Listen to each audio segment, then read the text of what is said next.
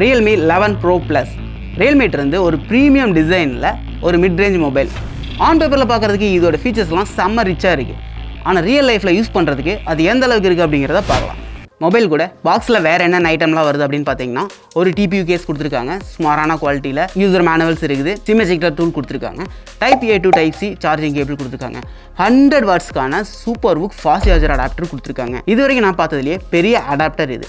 இதோட டிசைன் பார்த்தீங்கன்னா லென்த்தியாக கொடுத்துருக்காங்க, பின்னு சின்னதாக இருக்குது.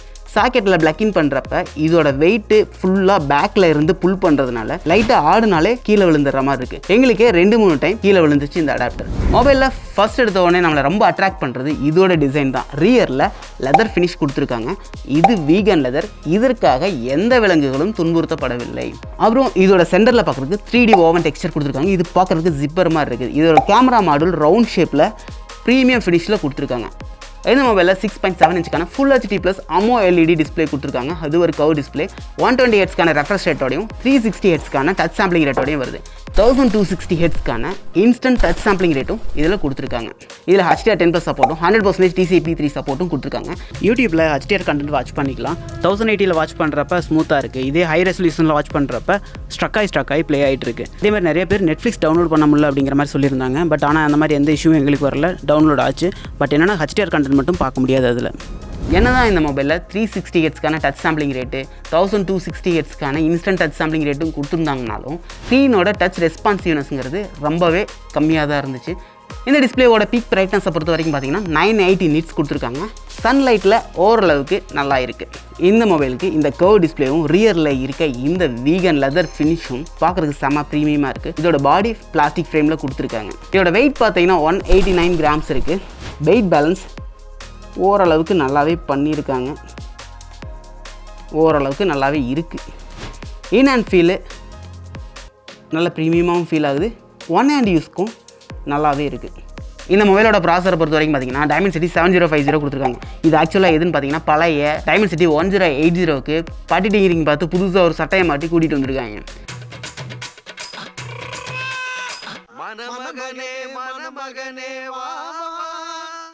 ஆப்ரேட்டிங் சிஸ்டத்தை பொறுத்த வரைக்கும் பார்த்தீங்கன்னா இதில் Android 13 மேலே Realme UI 4.0 கொடுத்துருக்காங்க. இந்த UI ப்ளோட்வேர்லேயே ஊறி போயிருக்கு. மொபைலை ஃபஸ்ட்டு ஆன் பண்ணி உள்ளே போன உடனே ஏகப்பட்ட ஆப்ஸ் நம்ம டவுன்லோட் பண்ணால் கூட இவ்வளோ பண்ணி யாருமே வைக்க மாட்டோம். இந்த ப்ரீ இன்ஸ்டால்ட் ஆப்ஸை பாதிக்கு மேலே நம்ம அன்இன்ஸ்டால் பண்ணவும் முடியாது. அட்வர்டைஸ்மெண்ட் நியூஸ் பேப்பரை திறந்த மாதிரி உள்ளே ஓப்பன் பண்ணாலே எங்கே ஆடு வரும் எப்படி வரும்னே தெரிய மாட்டேங்குது. இந்த UI ஓரளவுக்கு க்ளீனாக கொடுத்தாங்கன்னா கொஞ்சம் நல்லா இருக்கும். ஆனால் இந்த மாதிரி ஒரு ப்ரீமியம் டிசைனில் ஒரு ப்ரீமியம் கேட்டகரியில் ஒரு மொபைலை கொண்டு வந்துட்டு இவ்வளோ கேவலமான UIயை வச்சுக்கிட்டு எப்படி வியாபாரம் பார்க்குறாங்கன்னு எனக்கு தெரியல. இந்த மொபைலில் ரேம் அண்ட் ரோம்பை பொறுத்த வரைக்கும் 8GB 256, 12GB 256 2 வேரியன்ட் கொடுத்துருக்காங்க. இதோட ப்ரைஸிங் பார்த்தீங்கன்னா 28,000 32,000 வரைக்கும் வந்திருக்கு. இதில் 12GB டைனமிக் ரேம் எக்ஸ்பென்ஷனும் கொடுத்துருக்காங்க. அப்படின்னு என்னென்னா உங்களோட இன்டர்னல் ஸ்டோரேஜிலிருந்து 12GB எடுத்து விர்ச்சுவல் ரேமை நீங்கள் யூஸ் பண்ணிக்கலாம். இதில் கேமராவை பொறுத்த வரைக்கும் பார்த்தீங்கன்னா ரியரில் ட்ரிபிள் கேமரா சிஸ்டம் கொடுத்துருக்காங்க. 200 MPக்கான மெயின் கேமரா வித் OIS சப்போர்ட்டோட வந்திருக்கு. 8 MP அல்ட்ரா வைடு இருக்குது. 2 MPக்கான மேக்ரோ கொடுத்துருக்காங்க. ஃப்ரண்ட்டில் 32 MPக்கான செல்ஃபி கேமரா பஞ்சுவல் கேமராவாக கொடுத்துருக்காங்க.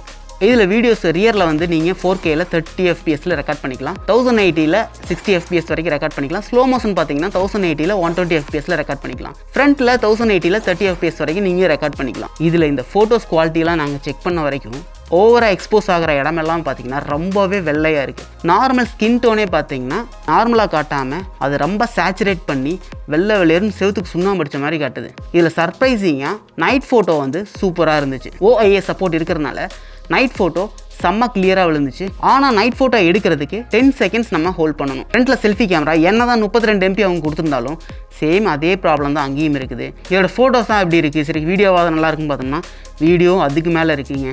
ரொம்பவே வெள்ளை அடித்த மாதிரி தான் இருக்குது. இது ஒரு 30,000 ரூபா ஃபோனுக்கான கேமரான்னு சொன்னால் யாருமே நம்ப மாட்டாங்க. அந்த அளவுக்கு மகா மட்டமாக இருக்குது.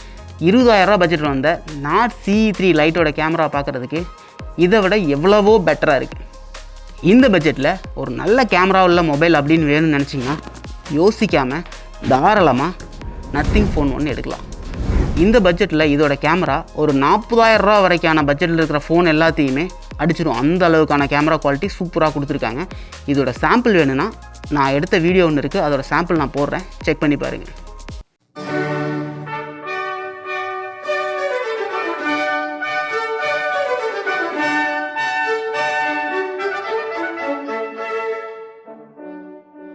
இந்த மொபைலில் என்ன நல்லா இருக்குது அப்படின்னு பார்த்தீங்கன்னா இதோடைய டிசைன் செம்மையாக இருக்குங்க.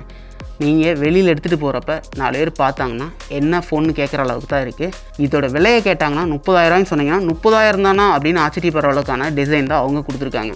அடுத்து இந்த மொபைலோட ப்ளஸ் பாயிண்ட்டு இதோட டிஸ்பிளே. நல்ல கிறிஸ்பியான டிஸ்பிளே கொடுத்துருக்காங்க. இந்த டிஸ்பிளே கலர்ஸ் எல்லாம் நல்லா பஞ்சியாகவே ப்ரொடியூஸ் பண்ணுது. அப்புறம் இன்னொரு பெரிய ப்ளஸ் பாயிண்ட் அப்படி என்னென்னு பார்த்தீங்கன்னா இதோட சார்ஜர் 100 வாட்ஸ்க்கான super hook fast charger adapter கொடுத்துருக்காங்க.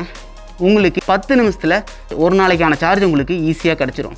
அதனால் இதோட பேட்டரியோட கெப்பாசிட்டியை பொறுத்து நம்மளுக்கு பிரச்சனையே இல்லை. 5000 mAh கொடுத்துருக்காங்க. அதை விட கம்மியாக இருந்தாலுமே இந்த ஃபாஸ்ட் சார்ஜர் கொடுத்துருக்கறனால நம்மளுக்கு அது பெருசாக தெரிஞ்சுக்காது. இந்த பட்ஜெட்டுக்கு இந்த மொபைல் ஒர்த்தா அப்படின்னு கேட்டிங்கன்னா கண்டிப்பாக கிடையாது. என்ன தான் பார்க்குறதுக்கு ப்ரீமியம் டிசைனாக இருந்தாலும் டிஸ்பிளே நல்லா இருந்தாலும் அதுக்கு சப்போர்ட் பண்ணுற அளவுக்கான நல்ல ப்ராசஸர் கண்டிப்பாக கிடையாது. இது கஸ்டமர் மெயினாக எதிர்பார்க்குற விஷயமான கேமரா, அதை வச்சு தான் இவங்க அட்வர்டைஸ்மெண்ட் பண்ணியிருந்தாங்கனாலும் அதோட குவாலிட்டி ரொம்பவே மட்டமாக இருக்குது. அப்புறம் இது ப்ளோட்வேரில் தான் இந்த ஃபோனே இருக்குது, அந்தளவுக்கு மோசமாக இருக்குது. அப்படிங்கிறனால இந்த பட்ஜெட்டுக்கு இது கண்டிப்பாக ஒர்த்து கிடையாது. நீங்கள் தாராளமாக இந்த அளவுக்கான ஸ்பெக்ஸில் நல்ல மொபைலாக 20,000 எடுத்துகிட்டு போயிடலாம். இந்த மாதிரியான மொபைல் ரிவ்யூஸஸ் அண்ட் கேஜெட் ரிவ்யூஸஸ்லாம் பார்க்கணுன்னு நினச்சிங்கன்னா எங்கள் சேனலை சப்ஸ்கிரைப் பண்ணிட்டு பெல் ஐக்கானை கிளிக் பண்ணி ஆல்னு கொடுத்துட்டு வெயிட் பண்ணுங்கள். நெக்ஸ்ட் சர்ப்ரைஸோட மீட் பண்ணுறோம்.